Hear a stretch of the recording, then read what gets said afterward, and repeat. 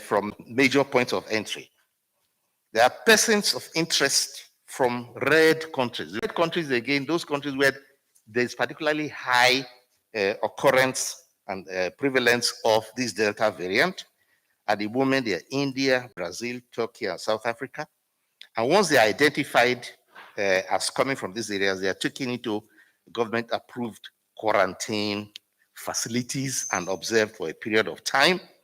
Although the resident doctors have gone on strike, and as I said before, we are appealing to them not to use this very vulnerable period when the country is facing, you can call it a war. It's a wartime. When we are facing a dangerous virus variant. In the same vein, Nigeria on Wednesday recorded 790 cases of coronavirus disease, the nation's highest daily figure within the last 6 months. According to the update by the Nigeria Center for Disease Control, NSCDC, the last time the country recorded a higher daily figure was on January 18th at the peak of the second wave of the disease. The NCDC also noted in its Wednesday update that one death was recorded from the disease, raising the country's total infection index figure since the index case in 2020 to 179,908. The disease center also said Nigeria's fatality toll from the disease now stands at 2,195. In the meantime, cholera has broken out in Sauka community of the Federal Capital Territory, and residents are crying out for help. Reports indicate that no fewer than 5 persons succumb to the disease on a daily basis. And the community, Aisha Olaoye, reports. We are at Sauka. It is a community where we've been told not fewer than 10 people get infected with cholera on a daily basis. Sauka is 46 kilometers away from the city center.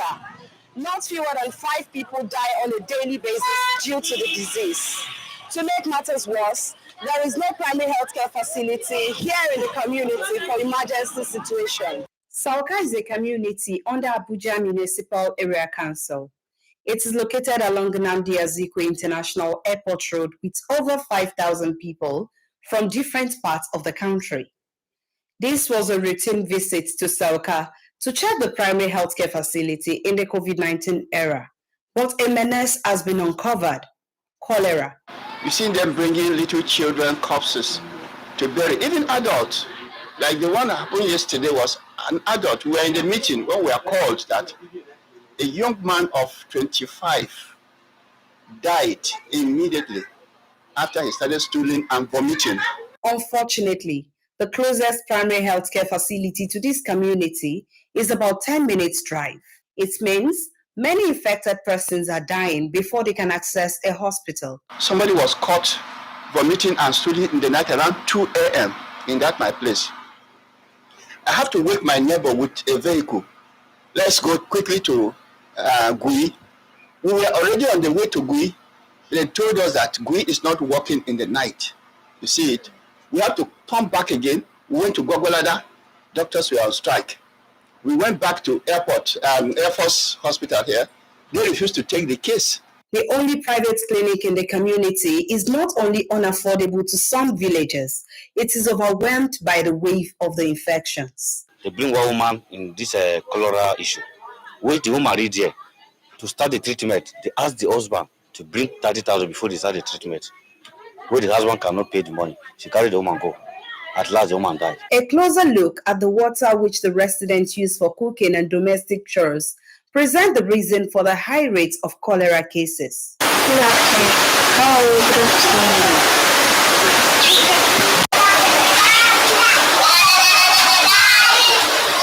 The only source of drinkable water in the community was routed by a philanthropist who came into the country from America 2 years ago. I'm begging Nigerians, anywhere they find themselves, they should be the president there. In any way you can help the people around. According to the officials, the community has been requesting for basic amenities like the primary healthcare facility, primary and secondary school, and police station for several years, but they are only remembered during elections. But when we take our cry or our need to the authorities that be, the response is always very slow or not at all. Federal government should also give priority attention to Soka.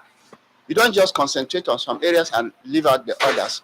If they do it, the response to emergencies will be quick and it will save the situation. It is obvious that Sauka needs immediate intervention from the Federal Ministry of Health, Nigeria Primary Healthcare Development Agency, and Nigeria Center for Disease and Control, so that the deaths in the community will stop. From the nation's capital, Aishat Olaoyi, Silverbird News 24. Thank you, Aishat, for that compelling and heartbreaking story, to say the least.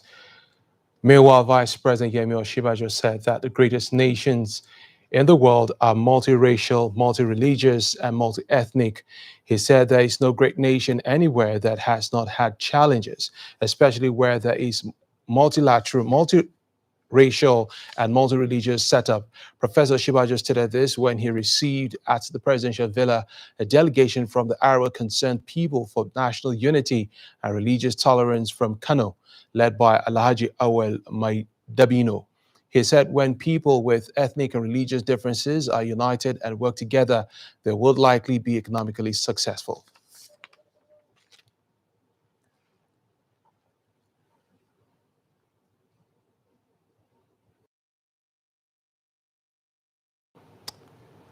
And now to some diplomatic stories. Indonesia has formally apologized over the malhandling of a Nigerian diplomat in the Southeast Asia country. A viral video of Mr. Mohammed Buba, an accredited Nigerian diplomat, being rough-handled by Indonesian immigration officials had surfaced online earlier, prompting Nigeria to threaten to review its relationship with the country. Nigeria's Ministry of Foreign Affairs had condemned the incident, which took place on Saturday. The viral video of the event shows at least 3 men in a vehicle assaulted Mr. Buba, ignoring his screams of pain. And now to security. The Boko Haram bomb expert Musa Adamu, also known as Malam Musa Abuja, has surrendered to troops of the Nigerian Armed Forces in Borno State. The military high command says Malam Musa Abuja is one out of 1,000 Boko Haram terrorist fighters who have surrendered in different parts of the Northeast in recent times. Here's a report. The cheering news from the north is that some terrorists have been neutralized, kidnapped victims have been rescued, and a large number of firearms and ammunition has been recovered as troops under Operation Hadinka intensify the operations in the theater of war. But the biggest score is the surrender of about 1,000 terrorists.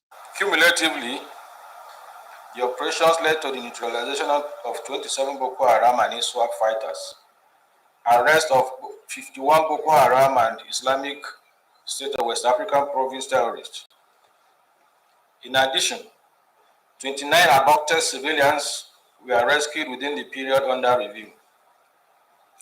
Gentlemen of the press, no fewer than 1,000 terrorists and their families, comprising adult females, children, surrendered to own troops at different locations in the Northeast.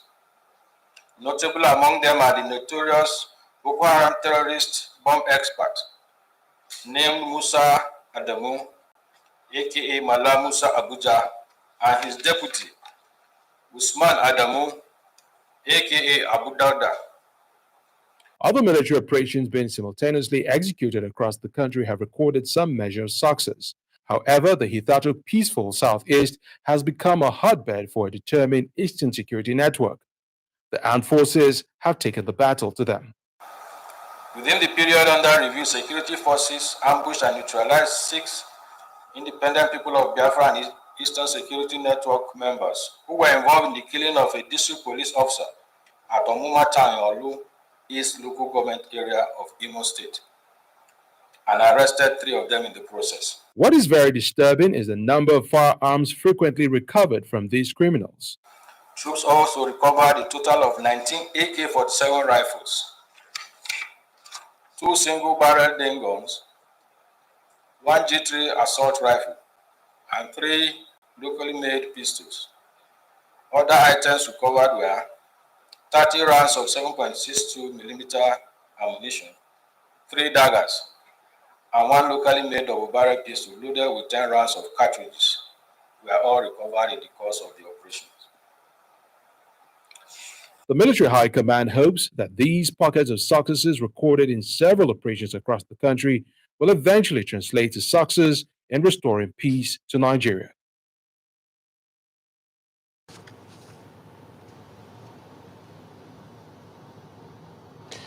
The National Drug Law Enforcement Agency, NDLEA, has arrested a man with a fabricated high-caliber G3 rifle and 78 rounds of live ammunition. The chairman, National Drug Law Enforcement Agency, Buba Marwa, who said this during a news conference on Thursday in Abuja, he noted that the suspect will be handed over to appropriate authority for further investigation. Meanwhile, Mr. Marwa said that 3 bandits armed with AK-47 rifles were also intercepted by officers on patrol in Malumfashi local government area of Katsina State. He added that a car, 3 AK-47 rifles with magazines and ammunition, different types of charms, rings, cash, and other items were recovered from them. Meanwhile, the National Human Rights Commission has called on Nigerians across the country to speak against the menace of sexual and gender-based violence in the country. The call was made by the Commission's Director of Women and Children, Harry Obe, who was speaking at a media briefing in Abuja. He says the Federal High Court in Abuja has ruled in favor of 6 women who were harassed by some security agents in the FCT. Correspondent Margaret Ogbo has details.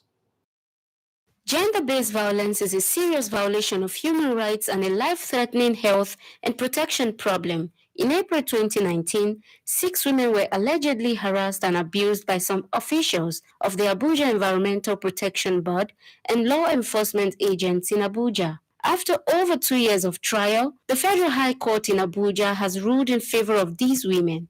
The Federal High Court sitting in Abuja has ruled in favor of 6 women who were harassed and abused during raids by the Abuja Environmental Protection Board, AEPB, police and other law enforcement agents in April 2019. The 6 women, through a team of lawyers, filed public interest suits seeking to enforce their fundamental human rights to personal liberty, freedom of movement, right to personal dignity, freedom from torture, freedom of association, and freedom from discrimination.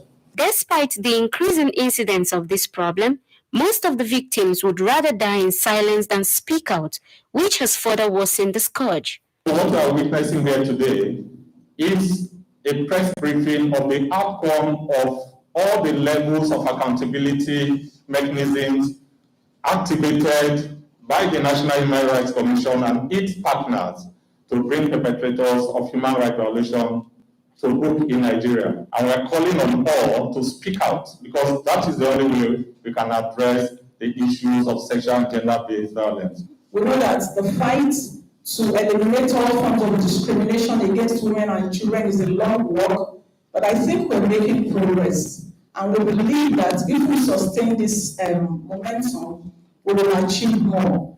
And for perpetrators, I think it's a new dawn. They now know that whether you're a state actor or you're an individual, you can be called to answer to your deeds at any time. The fight against sexual and gender-based violence is a global one. To end the menace in the country, the government must ensure adequate enforcement of laws to bring perpetrators to book. From Abuja, Margaret Ogbo, Silverbird News 24. You're watching Newsblitz, reaching you live from Abuja. We'll be back with more reports after this break.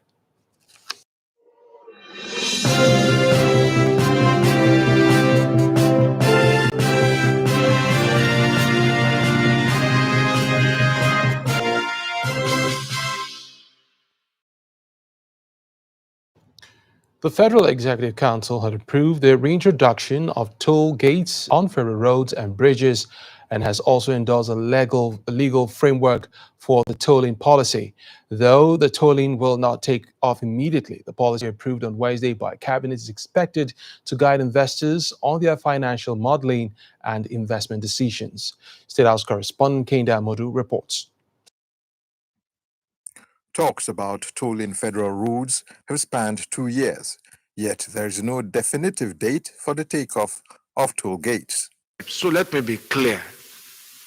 Tolls are not going to start tomorrow. Tolls will not start until the roads are motorable. So let's just be clear about those. There will be agreements that have to be in place, negotiated with government through the Ministry of Works and the Infrastructure Concession Regulatory Commission. Furthermore, not all Nigerian roads will be tolled.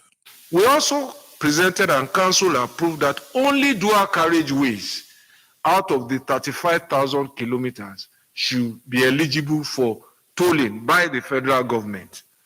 And the dual carriageways represent only 5,050 kilometers out of 35,000 kilometers.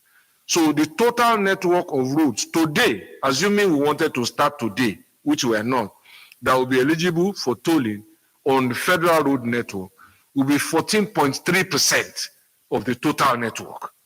So 85.27% will not be eligible for tolling.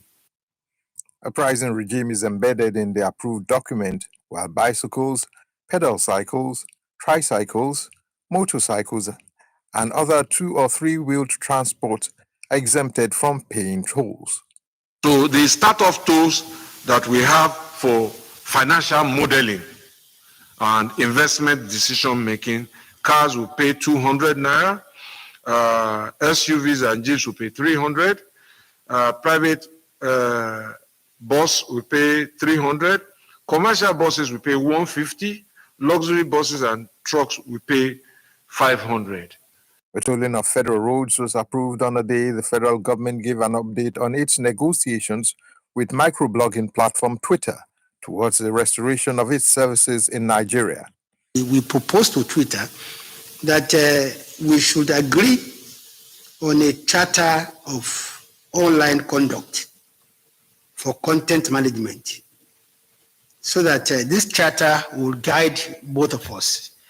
We will agree on which content would be acceptable, which content will not be acceptable. So the two parties would because we are very concerned about contents that are liable to,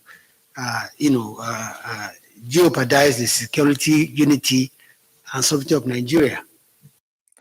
Though the minister is giving assurances that both parties are almost there in reaching an agreement, almost there is looking a long way off. Reporting the State House, Kehinde Amudu, Silverbird News 24. Ahead of the 2023 elections, political players are still asking the National Assembly to pass an electoral amendment bill that will include electronic transmission of results. The Independent National Electoral Commission had recently claimed that it had the capacity to transmit unhindered election results from far-flung parts of the country, despite indications to the contrary. Kehinde Amudu looks at the views of some political players on the ongoing debate. After a clause-by-clause consideration of the electoral amendment bill last month, the Senate passed the document, leaving out the clause on electronic transmission of results. Civil society organizations and players in the political space are urging lawmakers to revisit the issue and approve the unconditional electronic transmission of election results. The legislatures should pass this bill for electronic voting, because when they pass it, it will encourage both the citizens, the INEC, to now put up infrastructures that will allow us to take off the electronic voting and transmission. What is good for democracy worldwide now is to have a way of creating credibility. Credibility is critical, and letting everybody see that the process is transparent and credible. Because any flawed election doesn't help anybody. So I don't even know why the National Assembly is dilly-dallying about it. But we have a serious problem in Nigeria.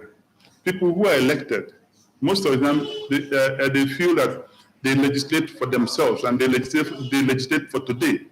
Meanwhile, another issue raising dust is the decision of the Central Bank of Nigeria to stop selling foreign exchange directly to borrow the change operators. Though the political players see it as a policy somersault, they agree it is in the best interest of the economy. It's not yet Uhuru. If you say banks should sell, what are the mechanisms with which you put in place?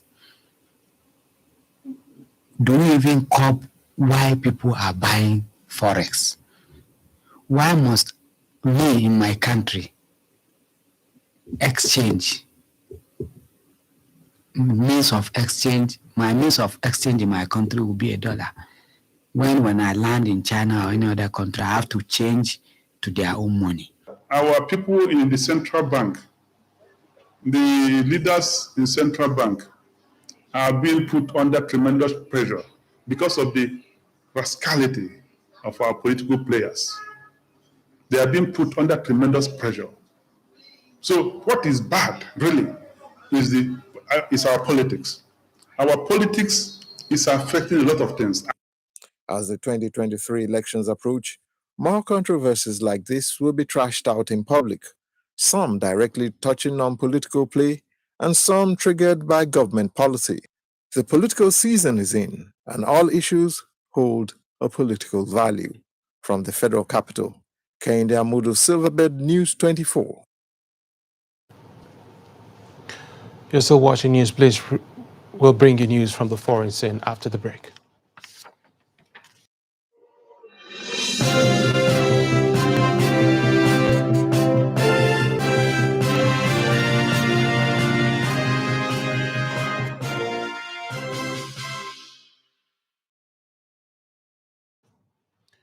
Welcome back.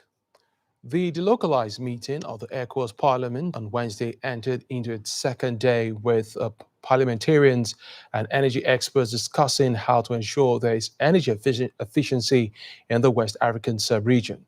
Diplomatic correspondent Shegun Jumo has more from Abuja. Current estimates put West Africa's population at over 400 million, but more than half of this number don't have access to clean energy or have no access to power at all. It is a reality which has stunted growth in a region with so much potential. Bach Saho is the acting executive director of the ECOWAS Center for Renewable Energy and Energy Efficiency. In his presentation, he says West Africa has an enormous potential for renewable energy and private investment. Over maybe 45,000 megawatts of potential that we can generate from solar alone. Energy is at the heart of sustainable development policies. It affects every aspect of the lives of people's social and economic life. It is hard to imagine poverty reduction programs working without reliable and secured access to clean and renewable energy. Currently, 335 million West Africans lack clean cooking fuel and 298 million rely on traditional biomass. Generally, energy and poverty nexus. When there is increased access to energy, that should ideally translate into increased consumption. That consumption being used productively would improve, industrialization, job creation, and that will lead to increased access to income, and that brings down the poverty levels. But over the years, we've not seen that being translated because fossil fuel is expensive. Every government must be conscious that while pursuing this energy, renewable energy, and all kinds of energy systems for the people, they must, as a priority, think of the poor people. How do we remove them from that poverty line? This delocalized meeting is happening at a time different parts of the world are grappling with unprecedented weather events, from devastating wildfires in the U.S. state of California to Algeria in North Africa, and then to super typhoons in Southeast Asia.